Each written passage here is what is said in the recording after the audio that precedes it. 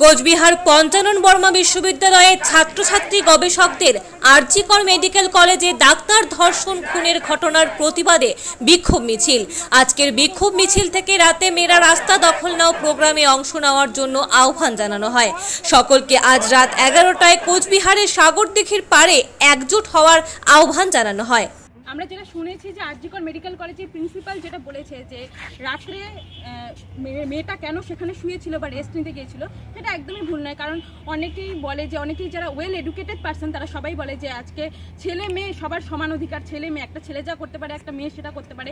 কেউ একজন অলিম্পিকে গেলে বলতে পারে যে আজকে ছেলেটার থেকে মেয়েটা অনেক বেশি করছে, মেয়েটা বেশি গোল্ড মেডেলের। মানে মেয়েদের নামে অনেকে অনেক এক ঘটি জল বেশি খায় যখন তারা উন্নতির শিখরে যায়। কিন্তু এত বড় একটা ঘটনা ঘটার পরে আরজিকর মেডিকেল কলেজের প্রিন্সিপাল যেটা বললো যে সেখানে কেন শুয়েছিল একটা মেয়ে, তো সেটা বড়ই নিন্দনীয় এবং আমরা চাই যে ধর্ষকদের কঠিনতম শাস্তি হোক। এবং